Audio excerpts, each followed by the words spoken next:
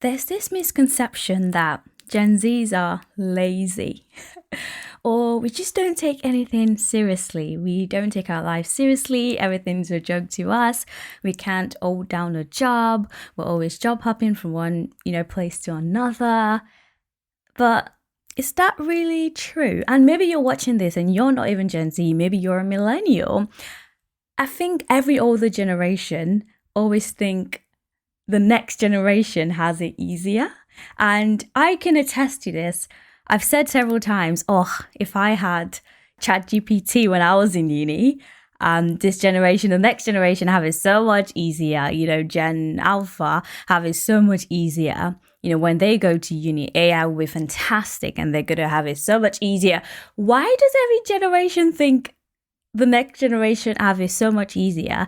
And whether that's true or not, does it mean that the newer generations are lazy because of all this help that they have, all the support that they have? Why do people take so much pride in suffering? And that's what we're going to talk about today. Because when it comes to job hopping or quitting your job for your passion, or just because it's bad for your well-being, for your mental health, you would have seen tons and tons and tons of videos saying, I quit my job without a backup plan.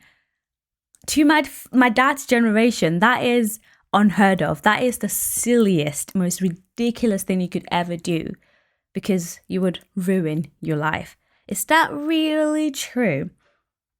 Do we really have a lazier generation, or do we actually have a braver generation?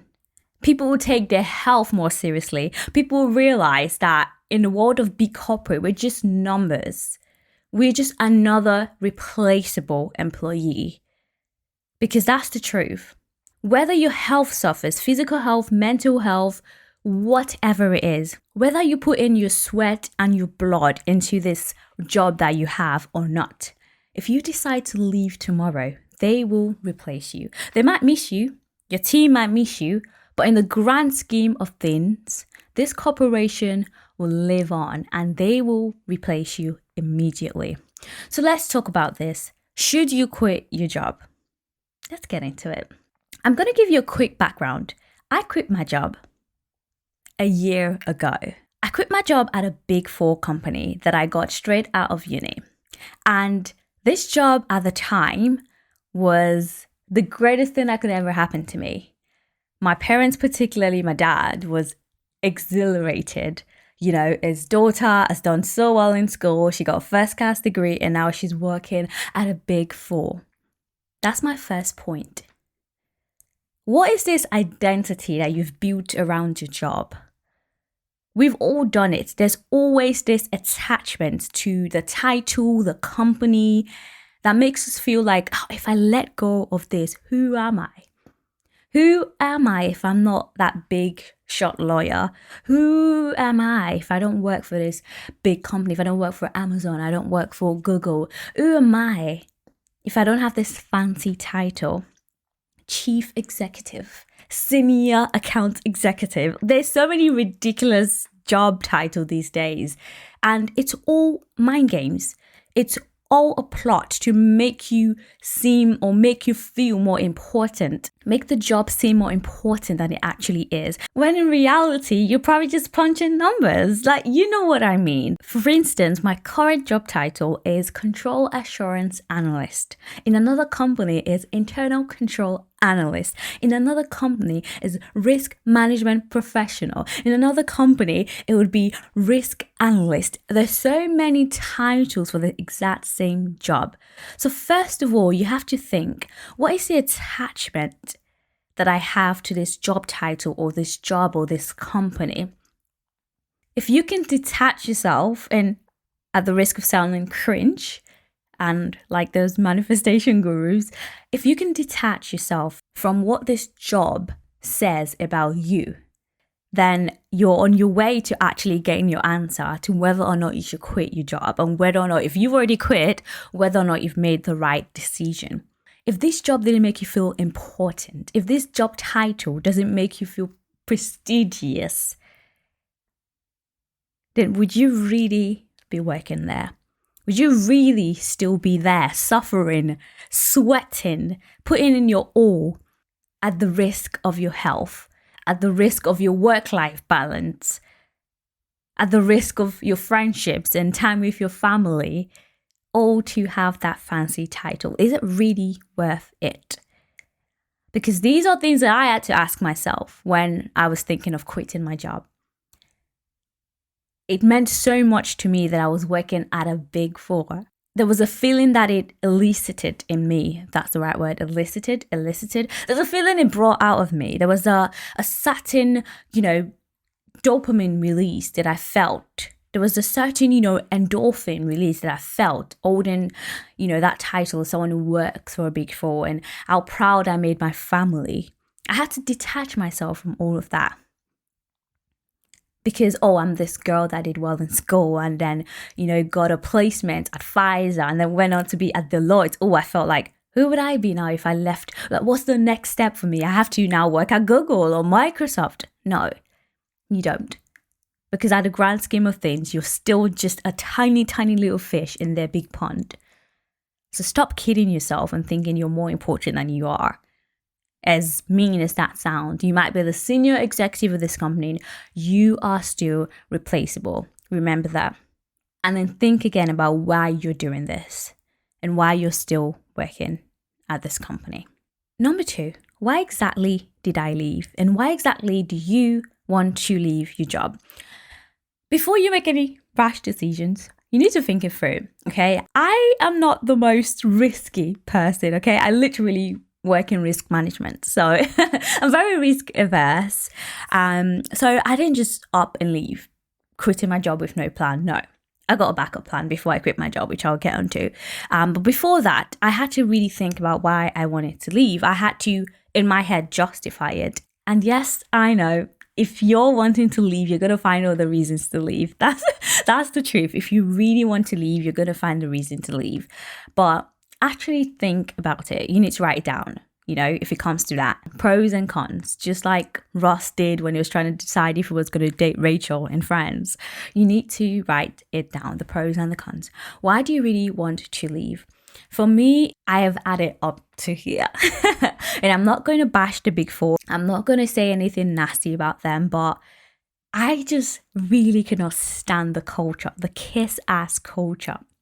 How you had to, for people that don't know, if you didn't have work to do at the time, if you weren't on any billable hours, which means you're not on client work, you practically have to beg people to give you work to do. You can't just sit and have the downtime, like in, what we call industry, where I am now, or at a bank now. In industry, if you have downtime, you have downtime. If you have downtime because you finished your work early, you just have downtime. Whereas at a Big Four, if you weren't on client work because you finished early or the project's finished, you literally had to run around asking multiple people for work. And if you didn't, it shows badly on your performance, because everyone's measured on some metric thing, and where you sat on the graph at the end of the year during promotion period and bonus season, where you sat on that graph determined how much bonus you were going to get and whether you were going to be up for a promotion for something that a lot of the time is just out of your control. The number of billable hours you clock in. Some people just have a long project that goes on for 9 months, 1 year. Some people only have 3 months, projects at intervals, and then weeks in between where they don't have any billable hours. And it just felt like such an unfair system where it wasn't really up to you how well you did, in quote, or how well you've been perceived to do, And it also just felt performative. To me, it felt performative that I always had to be. We had timesheets. Another thing I fucking hate. At the end of each day, you have to sit down and justify every single hour that you've worked. Oh, this is what I did from this time to this time. If I wasn't on client work, I need to be doing PD, like personal development stuff, so all this e-learning things, and I have to justify every single minute of my life. It felt like I was being watched 24/7. It felt like I sold my soul to this company. I just could not stand it. You're always under pressure. Speaking of pressure, there are times when you're on it. Thankfully, you've got client work, but then you're having to work late hours just to complete this job. As much as they try and take care of you or look after you or support you, there's just that inherent pressure because it's such a competitive environment. Everyone's trying to outdo each other because, again, your performance has been measured constantly in comparison to other people in your grade. There's new cohorts of grads every single year. So you're always being measured. You're always being compared to other people. You can't just chill and relax and just enjoy the work you're actually doing. You're always thinking, how much more can I do? How quickly can I get this done so I can get more and do more and do more and do more? It's just this constant feeling that you weren't doing enough. I just could not stand it. And again, there was a time I worked so late till 10:30 p.m. and I just thought, for what? And on top of that, the pay, let's not even talk about that. It just wasn't giving what it was supposed to give. Quite literally wasn't being paid enough for this bullshit. That's how I felt. But on the flip side, there were all these perks like first class train tickets to London, to, attend a meeting or a social event and fancy dinners and being in rooms with, seemingly important people and having the Big Four in your resume and, getting that pride in the company and staying in nice 5-star hotels. And there were all these little perks that they kind of use to keep you on. You get professional qualifications paid for. If you wanted to get some sort of certification, to pay for it. Private medical insurance, all these little things they used to kind of keep you there, and promises of promotions and bonuses. So they were pros, but I had to decide whether these pros outweigh the cons or the other way around. So you really need to sit down and think about this. Do the pros outweigh the cons, or do the cons outweigh the pros? Because what you don't want to do is think that the grass is greener on the other side. So you really need to think about it. Quitting your job is not some kind of rash decision that you make on a whim. Unless you're quite literally very risk-taking where you can just do it. I can't do it. If you're that person, good for you. I can't do it. I need to feel like I have made the right decision. And that leads me to the third point. Once you've actually handed in your resignation, you need to stick to your guns. You're initially going to feel the heat of this big decision you've just made. You're going to feel pressure. If that's where you are now, you're going to feel that oh my God, fear, especially if you haven't got a backup plan. And even if you have, at the time I quit my job, I had a job lined up and I still felt oh my God. I had a panic. If I made the right decision, what would it be like at this new company? And then you start questioning, was it really that bad? Was it really that bad? Could I have stayed in it longer? Because I could have stayed a few months and then got promoted. But was that promotion really going to outweigh everything else that I disliked about this company, that I, didn't enjoy, that I felt uncomfortable with, that made my life there unbearable and kind of suck? No, it wasn't. So you're going to feel that stress of the big decision you just made. But wait a minute, take a breather. It doesn't mean you've made the wrong decision. Not at all, especially if you've done what I said in point number 2 and really thought it through. You're going to feel scared, you're going to panic, but calm down. It's all going to be okay. Which nicely leads me on to point number 4. Do you or do you not have a job lined up? Back to being Gen Z, I don't think it matters. Hear me out. Although I quit my job having a backup plan. One of my friends literally just quit on the spot. She quit at a whim. Because they were trying to put on this, again, with the Big Four culture, performance improvement plan ahead of the bonus season and promotion season because, something was wrong with a performance. This girl is smart. Most people at the Big Four are smart. And I guess that's where it gets so competitive because your smartness is being compared to other people's smartness. But this girl is smart. And for them to kind of say, oh yeah, no, you're underperforming badly, so badly that we're going to put you on a performance improvement plan. She just said, nah, fuck this shit, I'm done. So she literally handed in her resignation on the spot. didn't like plan to do it. Literally on the same day she decided to do it, she did it. She literally texted in the group chat saying, guys, I'm going to quit. And she did. And I was like, go girl. Because at the time I already handed in my resignation. And yeah, she did not have a backup plan. But what she had was that Gen Z spirit. Like, yes, I'm going to, we're not lazy. If anything, we're so brave, like I said earlier. She didn't just sit down though after quitting. No, she really, really put pressure on it. She really put the leg on the accelerator and started applying for jobs.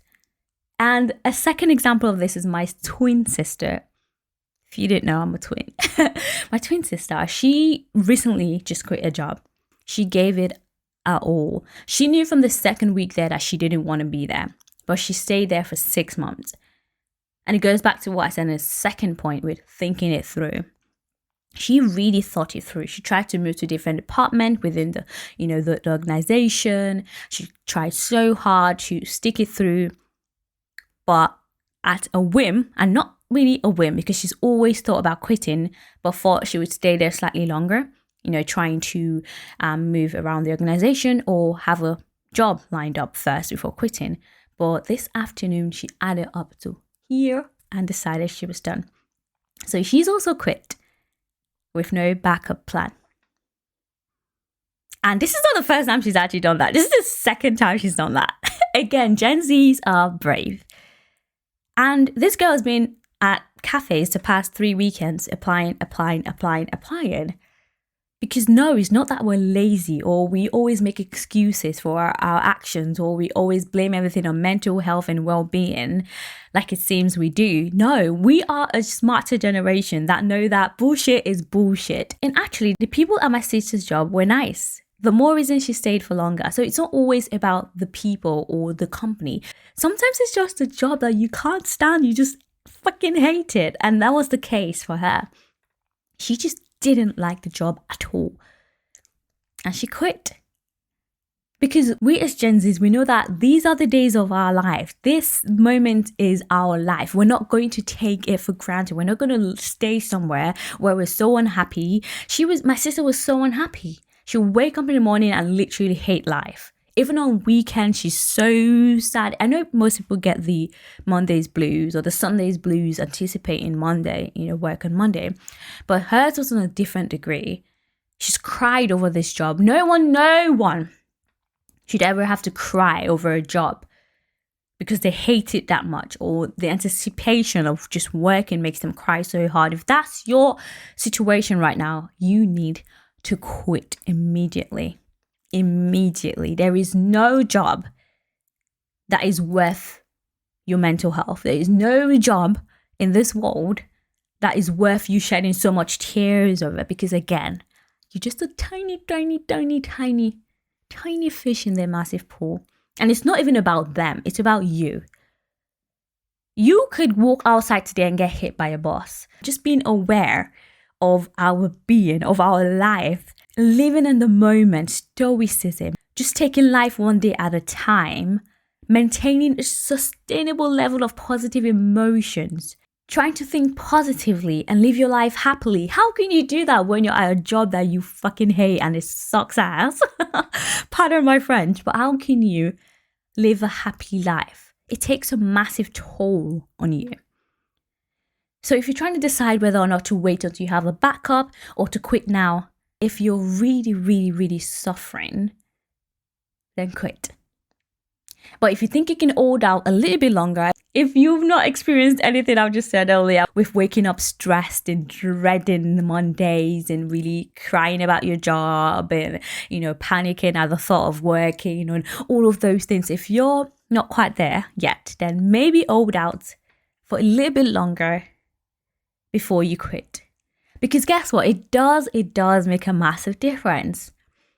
Back to the fear aspect I mentioned earlier, it makes a massive difference having a backup. You're able to sort of relax a little bit and just enjoy your, resignation period. You can get excited for the new job and all of that. But if you don't have a backup plan, there's that extra layer of pressure that it adds to your life that perhaps you may not want. But it really does not mean that you can't quit now. If you're ready to put in the work, If you're ready to really do the work, you can get a job even before your notice period runs out. You can. If you treat applying to a job as an actual job, as a part-time job, as soon as you get off your actual work, just grind. Push in the applications. Use ChatGPT, like I did, to help you with your cover letters, your CV, to revamp it. Put in those buzzwords, in your application. Because now a lot of companies actually sieve your CV through some AI thing that looks for specific words. You should actually, this is a trick, copy the job description for that job that you want, paste it into ChatGPT with your actual CV, copy your actual CV as well, the text from your CV, paste it into ChatGPT and tell ChatGPT, this is the job description from this job and this is my current CV. Revamp my CV to tailor it to this job and watch it do wonders. You're welcome. See whether or not you won't pass at least the first stage where, these companies use AI to sieve through hundreds of applications they get. Do you not notice when you send a job application, probably the next day you already get a rejection letter? Yes, it's because you don't have specific words in your CV that they're looking for, that they've put through this system. So yeah, try that out. And number 5, my final point. It's okay not to be okay. If you end up quitting and regretting it, if you end up quitting and struggling to find a new job, if you quit your job to pursue a passion, to start a business, to move to a new city, to do whatever it is, and then you've done it now, and it turns out it was the wrong decision, don't be so hard on yourself. Do not punish yourself for a decision that you felt was right in the moment. No one knows the future. As much as you can prepare for it with all these job applications, as much as you can try your best, sometimes it's all about luck.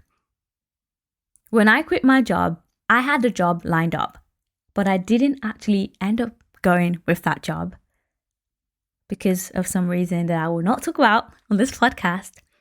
But I actually got to a stage where, shit, I don't have a job and my notice period is running out. I mean, I had the job, but I didn't want to take it. I wasn't going to take it. I wasn't going to go with it. And I knew shit, it the fan. And I was like, I don't want to work at this company that I literally just quit my job for. What do I do?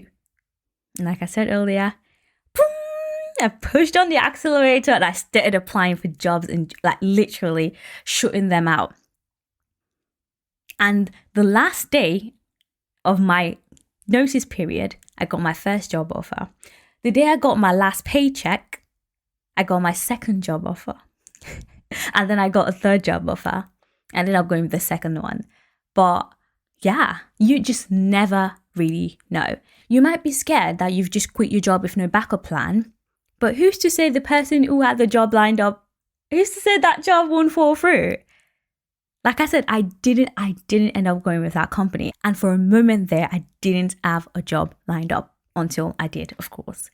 So you just never really know. Whether you quit with a backup or not, anything can happen. And that's the beauty of life. It can be scary, I'm not denying that. But at the end of the day, just know that you're going to be okay. If you're prepared to work hard, if you're prepared to give it your all, whether it's working for yourself, going to a different company, starting a YouTube channel, whatever it is, taking a pay cut to be happier. You're not silly. You're not stupid for doing that. Contrary to the older generations believe that we just want to have fun and play all the time and work is work. No one really enjoys their job. Yeah, you shouldn't hate it either. You shouldn't hate your job. I'm sorry. Like, if I hated my job, I wouldn't be there. And sometimes my sister said to me, like, she's felt so bad because, it's that, 6th job in 3 years. Who cares? It's your life. It's literally your life. Do you want to live it miserably?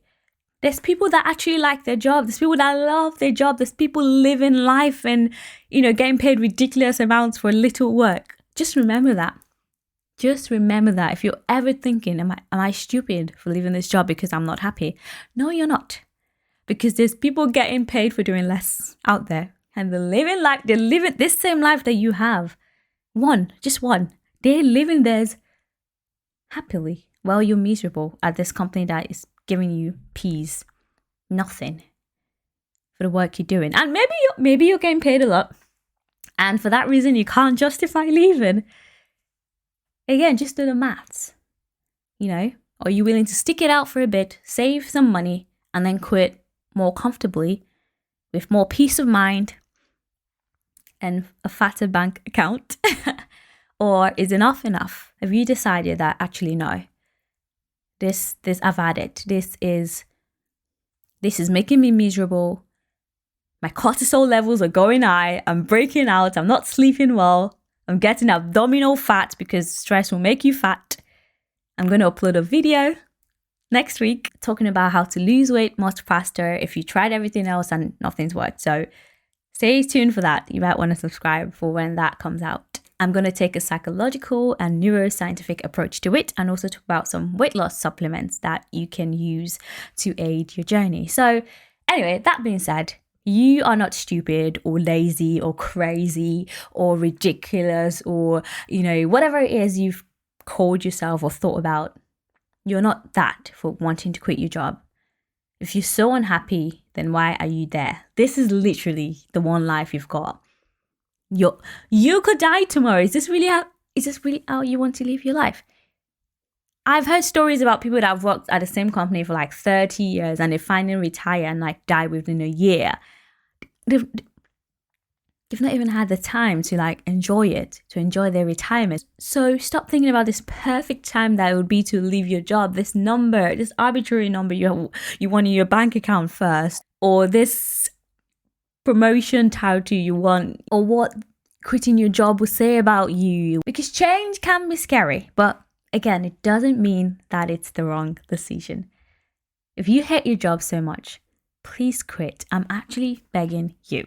Quit with or without a plan. Just be prepared to back up your decision with a lot of hard work. And I'm pretty sure you're going to be all right. Thank you guys so much for listening. My name is Angie, and I hope you check out one or more of my other videos. Bye-bye.